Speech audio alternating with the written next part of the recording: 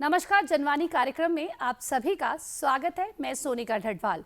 जनवाणी कार्यक्रम एक ऐसा कार्यक्रम जिसमें हर बार हम ऐसे महत्वपूर्ण विषय को लेके आते हैं जो आपके लिए बहुत ज़्यादा महत्वपूर्ण होते हैं। आज हमारे साथ जो हम विषय आपके पास लेके आए हैं वो जुड़ा है आपकी शिक्षा से। शिक्षा का अर्थ केवल प्रमाण पत्र पाना नहीं है। शिक्षा का असली अर्थ है व्यक्तित्व जीवन में बदलाव, व्यक्ति को समाज में जीने योग्य बनाना। और परीक्षा इसका सही मापदंड है या नहीं, आज हम बात करेंगे हिमाचल प्रदेश विश्वविद्यालय के controller of examination doctor Shyam Kaushal से। डॉक्टर श्याम कौशल, आपका हमारे इस कार्यक्रम में बहुत बहुत स्वागत है। नमस्कार। डॉक्टर श्याम कौशल, जैसे मैंने अपने दर्शकों को बताया कि शिक्षा जो है वो व्यक्तित्व विकास सबसे ज़्यादा ज़रूरी है शिक्षा के लिए, और व्यक्ति को समाज के संयोजन के लिए बनाना बहुत ज़्यादा ज़रूरी है। आप हिमाचल प्रदेश विश्वविद्यालय में as a controller of examination हैं। आप शिक्षा की पूरी प्रणाली को पूरी गहराई से आपने देखा है और आप देख रहे हैं और उस कार्य में कार्य भी कर रहे हैं। सबसे पहले मैं आपसे जानना चाहूँगी आपके कार्य क्षेत्र के बारे में। आपका क्या कार्य क्षेत्र है और क्या जिम्मेदारियां आप पे हैं जो, और आपको किन चुनौतियों का जो है वो सामना आप कर रहे हैं? Thank you. मैं विश्वविद्यालय में मैनेजमेंट स्टडीज़ में प्रोफेसर हूँ और आजकल मेरे पास जो है वो परीक्षा का एडिशनल चार्ज मेरे पास है। और आजकल मैं इस परीक्षा जो प्रणाली है, इसका सिस्टम है, इसमें मैं अपना कंट्रीब्यूशन दे रहा हूँ। तो इसमें क्या है कि हम हिमाचल प्रदेश यूनिवर्सिटी जो है वो सबसे बड़ी यूनिवर्सिटी है और बहुत बड़ी यूनिवर्सिटी है। 1971 से जो है ये विश्वविद्यालय जो है काम कर रहा है और यहाँ से लाखों बच्चे जो हैं वो शिक्षा ग्रहण करके गए हैं और आज जो है वो कई क्षेत्रों में जो है वो अपना कंट्रीब्यूशन दे रहे हैं और बड़ी ऊंची ऊंची पोस्ट पे भी ये अपना मतलब कंट्रीब्यूशन दे पा रहे हैं। और एट प्रेजेंट जो है मेरे पास जो है एग्ज़ामिनेशन सिस्टम की जो रोल एंड रिस्पॉन्सिबिलिटी है सोनिका, इसमें क्या है कि हमारा सबसे बड़ा है कि हम एज पर एकेडमिक शेड्यूल, जो यूनिवर्सिटी का एक एकेडमिक शेड्यूल होता है, तो उस एकेडमिक शेड्यूल को लेके जो है हम सबसे पहले मेरी ड्यूटी होती है, मेरे एग्जामिनेशन विंग की ड्यूटी है कि वो इनका जो है कंडक्ट जो है एग्ज़ाम कब होने हैं उसको हम शेड्यूल को उसको फाइनल करते हैं। मीन्स कि हमारी जो क्लासेस हैं उनका शेड्यूल पूरा होने के बाद फिर हम अनाउंस करते हैं कि अब हमारे जो है एग्जामिनेशन फॉर्म जो है वो बच्चे भरेंगे और उसके बाद जो है इन डेट शीट्स पे, जिसको डेट शीट के नाम से जाना जाता है, वो हम डेट शीट अनाउंस करते हैं और उसके हिसाब से जो है हम एग्ज़ाम करवाने की कोशिश करते हैं। तो हमारी जो एज एग्जामिनेशन विंग या सीओई की जो की रिस्पॉन्सिबिलिटी होती है एकेडमिक शेड्यूल के अकॉर्डिंगली कंडक्ट एग्ज़ाम करवाना, फिर पेपर सेटिंग रहता है और पेपर सेटिंग के बाद जो है वो हम एग्ज़ाम कंडक्ट करवाते हैं और एग्ज़ाम कंडक्ट करवाने के बाद इवैल्यूएशन होता है आंसर शीट्स का, और इवैल्यूएशन होने के बाद जो है हम रिजल्ट डिक्लेयर करना जो है वो एग्जामिनेशन विंग के जो है ये की रोल बनते हैं और सीओई की भी यही की रिस्पॉन्सिबिलिटीज़ हैं। जी सर, अगर मैं हिमाचल, जिस तरह से आपने बताया कि शेड्यूल प्रॉपर तय बनता है, कि शेड्यूल पूरा तय किया जाता है, उसके अकॉर्डिंगली काम किया जाता है। अगर मैं कोविड की बात करूं, कोविड के बाद का समय अभी तक हम उस चीज़ से उभर नहीं पाए हैं। जो पूरा पैटर्न है वो पूरा बदल चुका है और साथ कहें कि अभी तक जो है वो सेमेस्टर सिस्टम्स में गड़बड़ी अभी भी चल रही है। तो कैसे आप उसको स्ट्रीमलाइन कर चुके हैं और कितना और समय थोड़ा सा लगेगा कि उसको प्रॉपर स्ट्रीमलाइन किया गया? सोनिका, क्योंकि हमारी यूनिवर्सिटी जो है एक बहुत बड़ी यूनिवर्सिटी है, इसमें एट ए टाइम जो है 1.5 लाख बच्चा जो है वो एग्ज़ाम में अपीयर होता है, चाहे यूजी क्लास के हों चाहे पीजी क्लासेस के हों। तो कोविड के टाइम जो है नो डाउट के थोड़ा सारा शेड्यूल डगमगा गया था, जैसे कि दुनिया में हर चीज़ डगमगा गई थी। लेकिन अभी जो है एचपी यूनिवर्सिटी शिमला ने जो है वो अपना पुराना शेड्यूल जो है, अभी जैसे पिछले 1 साल से मैं इस कार्य को देख रहा हूँ, तो 1 साल में हमने पूरी कोशिश की है कि हम अपने पुराने शेड्यूल पे जो है एग्ज़ाम कंडक्ट भी करवाएं और उसके हिसाब से जो रिजल्ट डिक्लेयर भी हम करें। जी सर, मैं हिमाचल प्रदेश विश्वविद्यालय की अगर मैं परीक्षा प्रणाली के बारे में कुछ विशेषताएं जानना चाहूँ तो वो क्या है? सोनिका, इसमें सबसे बड़ा तो जैसे मैंने अभी बताया कि हमारी यूनिवर्सिटी जो है हिमाचल की बहुत बड़ी यूनिवर्सिटी है और एक देश की भी one of the leading universities में है। क्योंकि 1971 से काम कर रही है, तो इसमें बहुत बच्चे अपीयर होते हैं। तो इसमें जैसे 1.5 लाख के करीब बच्चा अपीयर होता है। और हमारे यूजी क्लासेस जो हैं वो जैसे अप्रैल में ऑलमोस्ट हमारे एनुअल एग्ज़ाम होते हैं, उसके बाद हमारे पीजी एग्ज़ाम होते हैं। तो इसमें ये है कि हमारा जो एग्ज़ामिनेशन शेड्यूल है वो मोर और लेस सारा साल ही चलता रहता है।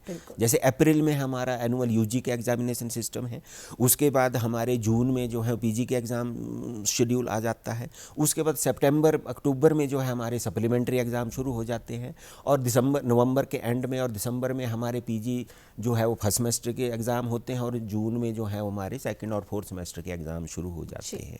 तो हमारे जो है, और ये भी है कि इतने ज़्यादा बच्चे होने के बावजूद भी अभी तक जो है हमारा ओवरऑल जो एग्ज़ामिनेशन सिस्टम है उस पर ऐसी उंगलियां उतनी नहीं उठी हैं कि छोटी मोटी कमियां तो देखो रहती हैं, लेकिन जैसे कहीं हम दूसरे प्रदेशों में या कहीं कमीशंस में ऐसी बातें सुनते हैं, मतलब वो हमारा विश्वविद्यालय जो है उस चीज़ को पूरा कामयाब रहा है कि हम उसको पूरी पारदर्शिता के साथ और पूरी कॉन्फिडेंशियलिटी के साथ जो है वो हम उसको मेंटेन कर रहे हैं और उसको मैनेज कर रहे हैं। सर, थोड़ा सा आपने पारदर्शिता के बारे में बात की, तो थोड़ा सा मैं इसी विषय पे आना चाहूँगी कि आप जो हैं पूरी गहराई से सब चीज़ों को नापते हैं, कि पूरी गहराई से देखते हैं कि सब चीज़ें प्रॉपरली चल रही हैं कि नहीं चल रही हैं। तो सबसे पहले जब परीक्षा चल रही है तो उसकी पारदर्शिता की परीक्षा जो है पूरी तरीके से चले, कोई गड़बड़ी उसमें ना हो, तो उसको आप कैसे सुनिश्चित करते हैं, पारदर्शिता कैसे बनाए रखते हैं? सोनिका, इसमें देखो जो एग्ज़ामिनेशन सिस्टम है उसकी बैकबोन जो है वो सीक्रेसी होती है, और दूसरा उसका जो एस्पेक्ट रहता है वो टाइमलीनेस रहता है और ट्रांसपेरेंसी भी रहती है। तो जैसे हमारी यूनिवर्सिटी में जो है इसमें हमारी जो ब्रांचेज है, जैसे हमारी सीक्रेसी ब्रांच है, फुल फ्लेज्ड हमारी एक ब्रांच है जो डिप्टी रजिस्ट्रार की अध्यक्षता में काम करती है, और उसके अंडर जो है हम पूरा मतलब वो ब्रांच जो है अपने पूरे सीक्रेसी से और पूरी हिस्ट्री को देखते हुए मतलब पूरा मेंटेन सीक्रेसी भी करती है और टाइम पे काम भी करवाती है। बाकी इसमें जो हमारा पेपर सेटिंग का काम है वो भी पूरा कॉन्फिडेंशियलिटी के साथ होता है। उसमें हमारे विद इन स्टेट या आउटसाइड द स्टेट जो भी हमारे ऑर्डिनेंस या रेगुलेशन सिस्टम है या प्रैक्टिसेस हैं उसके अकॉर्डिंगली जो है हम पूरा काम करते हैं, और ये पूरा पारदर्शिता के साथ भी चलता है और पूरी सीक्रेसी भी मेंटेन रहती है। और हमारा एक फुल प्रूफ मैकेनिज़्म है जिसमें मतलब हम कह सकते हैं कि वो सारा अपना ब्रांच जो है अपना अपना काम करती है। उसमें डिफरेंट जो एम्प्लॉयज़ हैं उनकी रोल रिस्पॉन्सिबिलिटीज़ हैं, और वो सारा मतलब सक्सेसफुली हम कर रहे हैं। बाकी पारदर्शिता की जहाँ तक बात है, पारदर्शिता ये है कि अगर किसी बच्चे को बाद में डाउट आता है अपने पेपर चेकिंग के ऊपर या कहीं अपने मार्क्स के साथ उसको थोड़ा डिससेटिस्फैक्शन रहता है, तो इवन हमारी यूनिवर्सिटी ने ये भी रूल बना रखा है कि वो बच्चे जो हैं वो अपना कॉपी जो है उसमें हम आरटीआई बोलते हैं कि राइट टू इंस्पेक्शन जो है उसमें बच्चा अप्लाई करता है, और उसको हम उसको डेट देते हैं और बच्चा जो है अपनी कॉपी चेक कर लेता है कि मेरे को किसी क्वेश्चन में पर चांस जो है वो किसी को क्वेश्चन अनमार्क्ड रह गया है या टोटल में कोई कमी बेशी है तो वो बच्चा पॉइंट आउट कर सकता है। तो हम बच्चों को एक पूरा जो है हम बोल सकते हैं कि स्टूडेंट फ्रेंडली सिस्टम है, और उसको बड़ा टाइम बाउंड मैनर में हम इस चीज़ को भी करते हैं। जी सर, जैसे आपने बताया कि बच्चा पेपर अपना चेक कर सकता है, यही कहते हैं कि रीवैल्यूएशन प्रोसेस कि बच्चा जो है वो रीवैल्यूएशन भर सकता है कि मुझे जो पेपर दिया था वो बहुत अच्छा था but marks up to the mark नहीं आए हैं। तो वो रीवैल्यूएशन चेक जो है वो कितना समय लेता है और कितने समय के बाद उसका जो रिजल्ट आ जाता है? सोनिका, मैं इसमें थोड़ा सा क्लियर कर दूं, ये दो चीज़ें हैं। एक तो है रिवैल्यूएशन। रिवैल्यूएशन हमारा काफ़ी पुराना सिस्टम है, मींस कि जब बच्चा डिससेटिस्फाई है, वो खुश नहीं है कि मेरे को मार्क्स जो हैं वो मेरे अप टू द एक्सपेक्टेशंस नहीं आए हैं, तो उसमें हम जो है रिवैल्यूएशन का प्रोविज़न हमारे विश्वविद्यालय में है।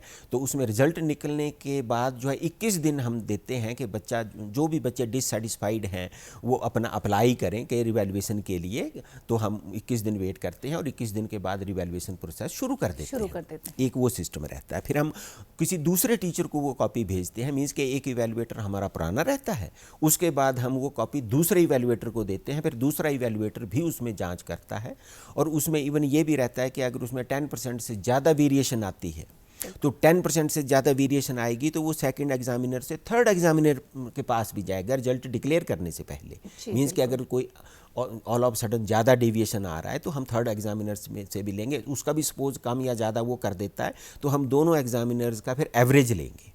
तो उसको रिवैल्यूएशन में करेंगे। इवन रिवैल्यूएशन के साथ सोनिका इसमें हमने एक और प्रोविज़न बना रखा है पिछले कुछ सालों से कि अगर बच्चा रिवैल्यूएशन भी नहीं करवाना चाहता है लेकिन वो चाहता है कि मेरे को काउंट में या कहीं मेरे को गड़बड़ी की शंका है, ठीक है, तो हम उसको आरटीआई बोलते हैं, जो मैंने पहले थोड़ा रेफर किया कि वो बच्चा अपने जो शीट वो देख सकता है, उसकी कॉपी भी ले सकता है।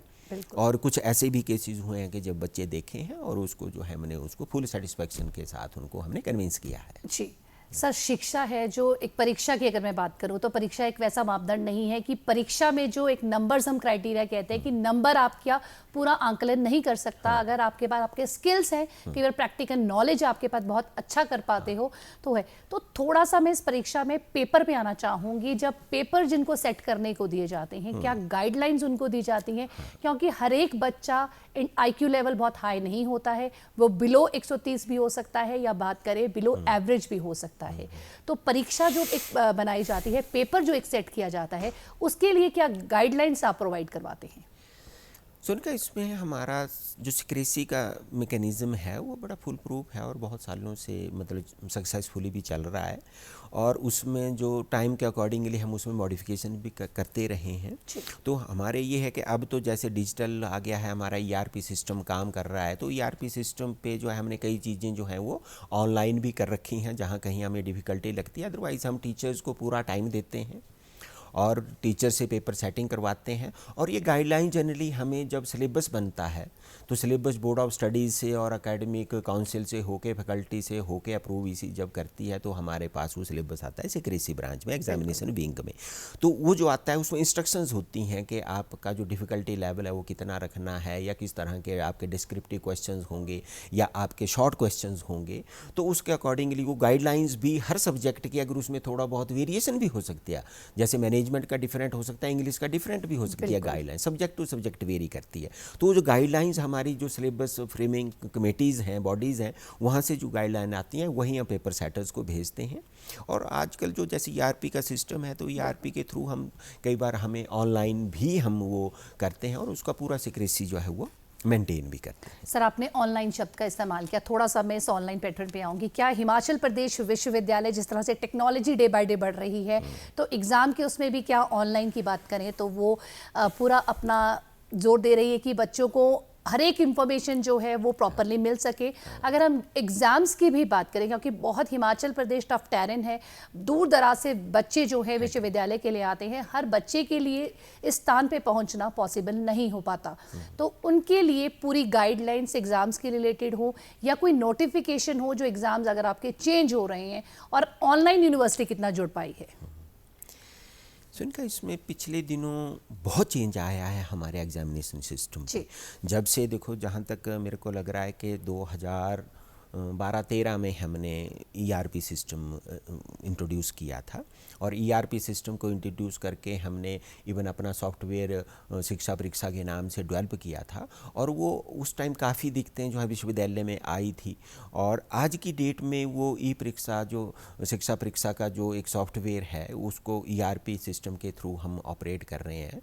और सोनिका इस बार अगर मैं अभी आपको बात बताऊं कि इस बार हमने एग्जामिनेशन रिजल्ट जो है UG क्लासेस का फाइनल ईयर का विद इन 1 मंथ डिक्लेयर कर दिया है। बिल्कुल। और इसका जो बहुत सा कंट्रीब्यूशन है वो हम ERP सिस्टम को भी देते हैं और अपने एम्प्लॉयज़ को भी देते हैं और अपने जो हमारे कॉलेज के शिक्षक हैं जो मतलब ये कि टाइम फ्रेम से बाहर निकल के, क्योंकि ये है कि जब हमारा ट्रेडिशनल सिस्टम चलता है तो आप अपने कॉलेज में इंस्टीट्यूशन में हैं तो आपने 10 to 5 बैठना है और उसमें टाइम फ्रेम के अकॉर्डिंगली ही इवेल्युएशन करनी है। जब हमने इस सिस्टम को इंट्रोड्यूस किया है इस बार, मतलब कुछ सालों से किया था, मतलब चल रहा है, अब बड़ा सक्सेसफुली हम इसको मान सकते हैं कि हमने किया, क्योंकि उसमें क्या है कि लोग जैसे अपने घर में भी इवैल्यूएशन कर सकते हैं, कहीं भी जो है आप ऑनलाइन सिस्टम से अपने लैपटॉप पे अपने कंप्यूटर पे मतलब सारे इवैल्यूएशन करके, तो यह कि हमारा इवैल्यूएशन सिस्टम और जो हमारा इवन कई बार जो है हमारे क्वेश्चन पेपर की जो हमने वहाँ को डिस्पैच करने हैं, भेजने हैं, कहीं ज़रूरत पड़ती है तो हम इसको यूज़ कर रहे हैं। इवन मैं इसमें सोनिका बात बताऊँ, जो फार फ्लंग एरियाज़ की आपने बात की, क्योंकि इसमें हमारे काफ़ी हार्ड एरियाज़ भी हैं हिमाचल में। अब जैसे पिछली बार हमें दिक्कत आ गई गवर्नमेंट कॉलेज पांगी की, चंबा में एक कॉलेज है पांगी, जी। तो उस टाइम वहाँ कई बार दिक्कत आ जाती है। वहाँ क्या होता है कि हमारे जो क्वेश्चन पेपर्स हैं, पैकेट्स जाते हैं या तो हमारी सिक्रेसी वैन से जाएंगे या मतलब गाड़ी से जाएंगे या हमारे फ्लाइट से जाएंगे। तो कई बार क्या होता है कि कई बार फ्लाइट भी नहीं चल पाती, स्नोफॉल हो जाता है। तो हमारा जो ये सिस्टम है, हम उनको फिर जो है वो डायरेक्ट उनके ईमेल से भी भेज देते हैं कि ताकि उनको सिस्टम वहाँ पे लेके उसका वो प्रिंट लेके और उस टाइम तब अब हम मतलब अपने शेड्यूल को नहीं बिगड़ने देते। बिल्कुल। तो इसमें ईआरपी सिस्टम का बहुत फ़ायदा है। और ईआरपी सिस्टम से जो डिजिटल वाली बात है, इसमें बच्चों के एग्जामिनेशन फॉर्म हम ऑनलाइन भरवा रहे हैं। और ऑनलाइन भरवाने से क्या है कि जैसे पुराने मतलब आज से 20 साल पहले 30 साल पहले जब हम स्टूडेंट हुआ करते थे, उन दिनों हमें छोटी छोटी चीज़ के लिए भी विश्वविद्यालय या परीक्षा शाखा में जाना पड़ता था। वहाँ पे वो मैनुअल रिकॉर्ड ढूंढ के मतलब सारी चीज़ें निकालनी पड़ती थी। और उसमें ये हमने देखा है कि 60-70% रिजल्ट निकलता था, बहुत से अनसेटल्ड रहते थे। लेकिन अब जो है हमने ये देखा है कि अभी जैसे हमने यूजी क्लास के रिजल्ट डिक्लेयर किए हैं, अभी हमने इसी महीने जो है, तो उस हमने देखा उसमें कि हमने 97-98% तक भी हमने रिजल्ट डिक्लेयर किया है। इट मीन्स कि बहुत नेग्लिजिबल नंबर है जिन बच्चों की दिक्कत रही होगी। और अगर मैं इसमें बात करूं कि वो भी नंबर उन बच्चों का है जिन्होंने या तो रोल नंबर गलत लिखा है आंसर शीट पे, या उन्होंने अटेंडेंस ही अपने किसी गलत रोल नंबर के अगेंस्ट लगा दी है। तो ऐसे जैसे केसेस हैं, मतलब जो हमारे पास या तो इवैल्यूएशन होके आ गई है, तो उसको सेटल करने में फिर जब तक बच्चा कांटेक्ट नहीं करेगा, उसको हम कंफर्म नहीं करेंगे कि ये किस बच्चे की शीट है या किस क्या प्रॉब्लम है, तो उस ढंग से इशू होता है। तो ये जो डिजिटल का है, इसका बहुत मतलब फ़ायदा हुआ है विश्वविद्यालय को। और अल्टीमेटली मैं तो बोलूँगा कि इसको जो है वो बच्चों को फ़ायदा मिला है, क्योंकि उनको टाइमली रिजल्ट मिल रहे हैं, घर द्वार रिजल्ट मिल रहे हैं। क्योंकि अब हम देखते हैं, इवन मैं बात बताऊँ सोनी का, अभी हमारे एग्ज़ाम ब्रांच वाले लोग भी आ रहे थे कि सर आपने हमें जो है इस बार ऐसे इस ढंग से मैनेज किया, प्लान किया चीज़ों के, नहीं तो बोलते अब तो हम रिजल्ट नहीं निकाल पाते थे, क्योंकि अभी कॉन्फिडेंशियल रिजल्ट के लिए बच्चे यहाँ पे लाइनें लगाते थे और टेलीफोन पे इतना अप्रोच करते थे कि हम काम करने में मतलब टाइम ही नहीं बचता था कि उनको अटेंड करें या हम अपना वो लगाएं। तो things are changing very fast. तो थोड़ा सा सर मैं ये जानना चाहूँगी कि जो परीक्षा हो गई, उसके बाद रहता है बच्चों को इंतजार रिजल्ट का, तो यूनिवर्सिटी को कितना समय लेता है कि रिजल्ट कितना समय में बच्चों के परीक्षा होने के बाद, खत्म होने के बाद, कितने अंतराल के बाद जो है वो रिजल्ट आ जाता है? सोनिका, इसमें पहले तो हमारा जो सिस्टम था, इसमें कोई 2 महीने भी हमारे एग्ज़ाम चलते रहते थे, क्योंकि हमारा जो था वो एग्ज़ाम कंडक्ट जो है अप्रॉक्सीमेट जो है वो दो महीने तक चलता रहेगा। उसमें गैप्स होते थे, उसमें पेपर बहुत ज़्यादा होते थे और वो ओवरलैपिंग होती थी, वो चलता रहता था। ठीक है ना। तो इसको इस बार जैसे हमने एक्सपेरिमेंट किया, तो इस बार हमने कोशिश की है कि हम जो एग्ज़ाम हैं वो 1 मंथ में हम इनको रिड्यूस कर पाएँ। बिल्कुल। और इसको हमने काफ़ी हद तक जो है इसमें हम सक्सेसफुल भी रहे हैं। और इसमें जो है वो हमारे जो एम्प्लॉइज़ हैं, टीचर्स हैं, उनका भी फुल कोऑपरेशन हमें मिला है। और जो हमारा एग्जामिनेशन शेड्यूल है उसको भी हमने काफ़ी रिड्यूस किया है, एग्जामिनेशन शेड्यूल को भी। और हमारा जो इवैल्यूएशन सिस्टम है उसको भी हमने रिड्यूस किया है, कि जो हमारे इवैल्यूएशन ट्रेडिशनल सिस्टम से चलती थी, क्योंकि वहाँ पे मतलब 2-2 महीने भी इवैल्यूएशन चल रही है, उसको ट्रेडिशनली कर रहे हैं। यूनिवर्सिटी में पैकेट आ रहे हैं, यूनिवर्सिटी पैकेट लेके जा रही है, उसको सॉर्ट कर रही है, फिर वहाँ देंगे, फिर वो सॉर्ट आउट करेंगे। तो उसमें कई बार क्या होता था कि जो हमारे बच्चे हैं, जैसे दूसरे विश्वविद्यालय, जैसे स्पेशली अब फाइनल ईयर का रिजल्ट है, तो हमारे यहाँ रिजल्ट नहीं कई बार निकल पाता था, तो दूसरी विश्वविद्यालय में वो कम्पीट ही नहीं कर पाते थे, एडमिशन प्रोसेस उनका कंप्लीट हो जाता था। फिर एंड में आके जो है वो ये कोशिश करते थे कि सर हमें कॉन्फिडेंशियली रिजल्ट दे दो या कुछ ऐसे करो, तो उसमें मतलब काफ़ी दिक्कत पेश आती थी। तो इस बार जो है हमने देखो जितने भी हमारे फाइनल ईयर के एग्ज़ाम हैं लास्ट आउटगोइंग क्लासेस के, वो सारे रिजल्ट डिक्लेयर कर दिए हैं। तो ये 1 मंथ के शेड्यूल में ही हमने इनको फिट कर दिया है और ये सारा मतलब बच्चों के उसमें ही हुआ है। तो कंडक्ट का भी हमने रिड्यूस कर दिया, रिजल्ट डिक्लेरेशन का भी हमने रिड्यूस कर दिया 1 महीने तक। और ये है कि थोड़ा कोशिश की है। सर जैसे आपने बात की, अभी हमने पांगी की बात की कि कई बार ऐसी समस्याएं आ जाती हैं, तो परीक्षा केंद्रों पे मैं आना चाहूँगी कि परीक्षा केंद्रों की अगर मैं बात करूँ तो कई परीक्षा केंद्र बनाने पड़ते हैं। 1.5 लाख से ऊपर बच्चा है, वो परीक्षा देने के लिए बैठा है, तो एक स्थान उनके लिए प्राप्त नहीं है। और दूसरी बात, बच्चों को स्पेशल परीक्षा के लिए हिमाचल प्रदेश विश्वविद्यालय ही ना आना पड़े, उन्हें अपने आसपास के जो सेंटर्स हैं वहाँ परीक्षा दे पाए। तो कितने मैक्सिमम सेंटर्स आप बनाने की कोशिश करते हैं और कितना बच्चों की तरफ, कितना इनकी सुविधा के लिए ध्यान दिया जाता है? सिर्फ इसमें जो है विश्वविद्यालय अब बहुत ही स्टूडेंट फ्रेंडली अप्रोच पे चल रहा है हम पूरी कोशिश करते हैं कि जो बच्चे जो हैं उनको बहुत दूर ना जाना पड़े, क्योंकि हमारे देखो हमारी स्टेट की एक बड़ी खासियत रही है कि हमारे जो एजुकेशन पॉलिसी ऐसी रही है कि इसको जो है वो हर जगह, जैसे हमारे गर्ल्स जो एजुकेशन है, गर्ल्स की जो एनरोलमेंट है वो बहुत ज़्यादा है। मतलब मैंने खुद विज़िट किए हैं एग्जामिनेशन सेंटर्स, तो वहाँ पे मैंने देखा है कि कई बार पूरे एग्जामिनेशन हॉल में अगर उसमें 200 बच्चा भी बैठा है तो 200 में कहीं 20 बच्चे बॉयज़ होंगे और मैक्सिमम जो है वहाँ पे गर्ल्स मैंने नोटिस की हैं। मीन्स कि हमारी जो कोशिश ये है कि जो गर्ल्स हैं उनको ज़्यादा ना मूव करना पड़े, और हमारी जो एग्जामिनेशन जो सेंटर्स हैं वो हमने इस ढंग से क्रिएट किए हैं कि ताकि उनको नियर बाय ही सेंटर मतलब मिल जाए। तो अगर मैं इसमें ब्रॉडली सी बात करूं तो मेरे ख्याल से हम कोई 158-160 के करीब हम यूजी क्लासेस के एग्जामिनेशन सेंटर जो हैं वो क्रिएट करते हैं, और पीजी क्लासेस के जो हैं हमारे पास मेरे ख्याल से 57 के करीब जो है वो एग्जामिनेशन सेंटर हम क्रिएट करते हैं।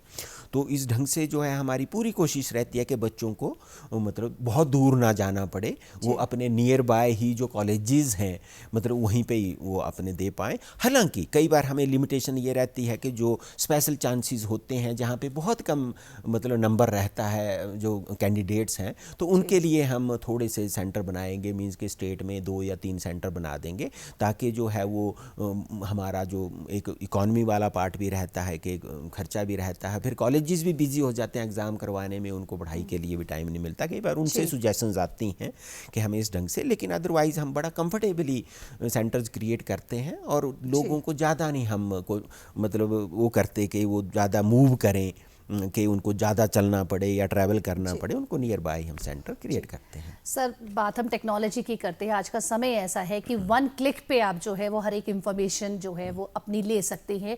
बच्चे ने अगर कोई और डिग्रीज भी की हैं या अच्छा अभी कर रहा है, उसके जो सेमेस्टर वाइज जो भी चल रहा है, तो 1 क्लिक पे वो अपना रिजल्ट भी देख सके, अपना एनरोलमेंट नंबर भी देख सके, और पिछला जो प्रक्रिया है उसकी है वो सारा एक ही क्लिक पे क्या वो चेक कर सकता है। और साथ ही साथ दूसरी बात कि बच्चा जो है वो अपना रिजल्ट जो है उसमें क्या गड़बड़ है, क्या चीज़ें हैं, वो ट्रांसपेरेंसी कितनी रहती है कि, और दूसरी की ऑनलाइन यूनिवर्सिटी कितना कंडक्ट करने की सोच रही है। अगर हम सीबीटी की बात करें, जो हमारा जो कॉग्निटिव बिहेवियर थेरेपी की अगर हम बात करें, तो उस पर भी क्या यूनिवर्सिटी ध्यान दे रही है? सोनिका, इसमें मैं 1 क्लिक वाली बात पे तो ये है कि देखिए हमें पता है पहले हम डीएमसी लेने के लिए भी बच्चे यहाँ घूमते थे, कॉलेजेस में जाना पड़ता था। कॉलेजेस में हमारे जो डीएमसी हो मैनुअल होते थे हैंड रिटन, वो महीना भी नहीं, रिजल्ट डिक्लेयर होने के बाद भी नहीं अवेलेबल होते थे। तो आज की डेट में तो ये है कि सपोज़ आज की डेट में मैं अगर रिजल्ट डिक्लेयर करता हूँ तो उसी टाइम मतलब जैसे ही मेरे सिग्नेचर होंगे उसी टाइम वो जो है रिजल्ट आपका ऑनलाइन अवेलेबल हो जाएगा। जस्ट गजट नहीं होगा, वो अपना डीएमसी अपना डाउनलोड कर सकते हैं, मीन्स कि उसी टाइम उनको हर अपने पेपर के पूरी डिटेल्स पता लग सकती है और वो बच्चा आज की डेट में कहीं भी अपना डीएमसी जो है उसको देख सकता है, डाउनलोड कर सकता है, या उससे रिलेटेड कोई भी इशू रहता है, उसका कोई एडमिशन का, उससे कोई एनरोलमेंट का, या उसका कोई रजिस्ट्रेशन माइग्रेशन का इशू है, तो एक क्लिक पे अपने मोबाइल पे, इवन हमने ऐप बना दिया है जो हमारे ईआरपी सिस्टम है, उसमें एक स्टूडेंट पोर्टल के नाम से एक हमारा स्टूडेंट ऐप है, तो उसको इवन लैपटॉप या पीसी की भी जरूरत नहीं है, तो मोबाइल पे भी वो बच्चे अपना चेक कर लेते हैं। और यही बात है कि आज जो है विश्वविद्यालय में एक जो पहले बहुत ज़्यादा स्टूडेंट मोबिलिटी होती थी, अब वो है नहीं, मीन्स के बच्चा अपने घर में ही बैठ के वो सारी सर्विसेज जो है उसको डिलीवर हो रही हैं, और I think students are very happy. अगर जैसे हमने ही अपना टाइम देखा है, पिछले हम 10 साल का देखें, हम विश्वविद्यालय में हैं, तो उसमें और आज की डेट में बहुत फ़र्क है। सर, ये तो हमने पूरे विश्वविद्यालय की प्रक्रिया के बारे में सारा सुना कि किस तरीके से विश्वविद्यालय काम कर रहा है। थोड़ा सा मैं अब बच्चों की तरफ आना चाहती हूँ। बच्चों को परीक्षा से रिलेटेड कोई प्रॉब्लम है या अपने रिजल्ट से लेके कुछ प्रॉब्लम है, तो क्या यूनिवर्सिटी ने बच्चों की समस्या को सुनने के लिए ग्रेवियंस कमेटीज बना रखी हैं ताकि वो उनकी समस्या को सुने और उन बच्चों को उसका समाधान भी दे? सोनिका, इसमें देखो आज की डेट में तो service friendly, student friendly, customer friendly होना ही है, ठीक है। और ईआरपी सिस्टम एक ऐसा है कि उसमें हमें हर जगह जो है, जहाँ भी वो कुछ इन्फॉर्मेशन फीड करना चाह रहे हैं, वहाँ पे उनको फ्लैश में वो इन्फॉर्मेशन की डिटेल या उनकी क्वेरी जो है, उसमें फ्रिक्वेंटली आस्क्ड क्वेश्चन जो है वो FAQs की लिस्ट भी हमने ईआरपी सिस्टम में, सॉफ्टवेयर में वहाँ पे डाल रखी है, और जहाँ भी उनको कोई दिक्कत आती है वहाँ पे वो कर सकते हैं। साथ ही इसमें हमारे विश्वविद्यालय में इंक्वायरी सिस्टम है, और ऑनलाइन भी वो हमारे फ़ोन और ईमेल के माध्यम से वो कांटेक्ट करते हैं। जैसे ही वहाँ पे कोई ग्रीवेंसीज या उनकी क्वेरीज आती हैं तो हम उनको एकदम सेटल करते हैं, कंसर्न ब्रांच में वो भेजते हैं। इवन आने वाले टाइम में मेरा तो ये भी प्रयास रहेगा कि हम ऑनलाइन ग्रीवेंस सिस्टम जो है वो मैंने इंस्ट्रक्शन दे रखी हैं कि उसको वो डेवलप करें, ताकि इवन के जो उनकी क्वेरीज फिर भी रहती हैं तो ऑनलाइन हमें वो भेजेंगे, उनको एक टाइम बाउंड मैनर में जो है वो रिप्लाई जो है हम देने की कोशिश करेंगे। जी सर, हमने बहुत सारे डिस्कस किया, कई बातें हैं, और ये ऐसा विषय है जिसमें बहुत सारी वार्तालाप और भी हो सकती है, पर समय हमारे पास थोड़ा कम है। तो मैं चाहती हूँ कि मेरे दर्शकों को आप संदेश दिए, अगर कोई ऐसी बात जो आपको लगता है कि बहुत महत्वपूर्ण है हमारे बच्चों के लिए भी और अभिभावकों के लिए भी और शिक्षकों के लिए भी, तो मैं चाहती हूँ कि मेरे दर्शकों को आप एक संदेश के माध्यम से उनको थोड़ा सा बताएं। सुनकर मैं इस चैनल के जनवाणी प्रोग्राम के माध्यम से इतना बोलूँगा कि देखिए, आज एग्ज़ामिनेशन सिस्टम तो नो डाउट एक मेकैनिज़्म है उनकी नॉलेज के असेस करने का, और उसको इवैल्यूएशन करवा के हम उनको रिजल्ट देते हैं। आई थिंक कि वो जो चीज़ है वो उनकी एक कंसेप्चुअल नॉलेज का एक वो पार्ट है, और उसको हम इवैल्यूएट करते हैं एग्जामिनेशन सिस्टम से, और वो उसके बेसिस पे रिजल्ट्स देते हैं। लेकिन मैं बच्चों को इतना ज़रूर बोलूँगा कि एग्जामिनेशन सिस्टम है, ठीक है, उनका अपना एफर्ट है, उन्होंने अपना पूरा उसमें कंट्रीब्यूशन किया, और उनको उसके हिसाब से जो है वो रिजल्ट भी, आउटकम भी मिली, रिजल्ट भी मिला। लेकिन ये है कि आज की डेट में जो है वो बहुत स्ट्रेस और स्ट्रेन है, तो बच्चों को तो मैं बोलूँगा कि देखो, उनको अपना बेस्ट एफर्ट करना चाहिए, और उसके बाद फिर वो छोड़ दें कि अब जितना मेरी अटेनमेंट्स आ गई। क्योंकि कोविड के बाद मैंने जो चीज़ देखी है, मैं टीचर भी हूँ और मैं एट प्रेजेंट इस एग्जामिनेशन सिस्टम को हैंडल कर रहा हूँ, तो ये है कि उनको स्ट्रेस इतना भी नहीं लेना है कि वो अपने आप को थोड़ा बहुत ही स्ट्रेस्ड मतलब करें।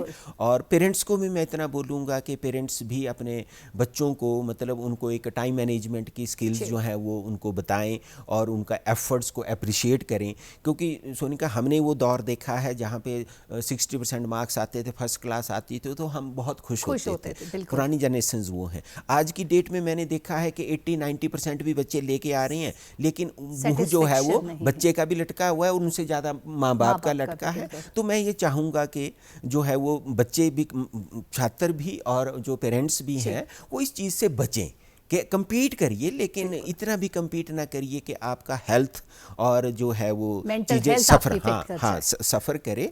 और एक सिस्टम है, देखो, सिस्टम की रिस्पेक्ट तो करनी पड़ेगी, क्योंकि अब जैसे एग्जामिनेशन सिस्टम, हम इसको भी एक फ्रेम में काम करते हैं, जो हमारे पास ऑर्डिनेंस की गाइडलाइंस है और वो चीज़ें हैं, इसको लेके हम वो सारा सिस्टम एग्जीक्यूट। डॉक्टर कौशल, आप हमारे इस कार्यक्रम में आए, इतनी महत्वपूर्ण जानकारी दी, उसके लिए बहुत बहुत धन्यवाद। Thank you. परीक्षा का उद्देश्य डर पैदा करना नहीं है, यह देखना है कि आप विषय को कितना समझ पाए और भविष्य में उसको कितना बेहतर कर सकते हैं। शिक्षा आपको अंधकार से रोशनी की तरफ लेके जाती है। आज के कार्यक्रम में सिर्फ इतना ही, अगले हफ्ते फिर मिलेंगे। नमस्कार।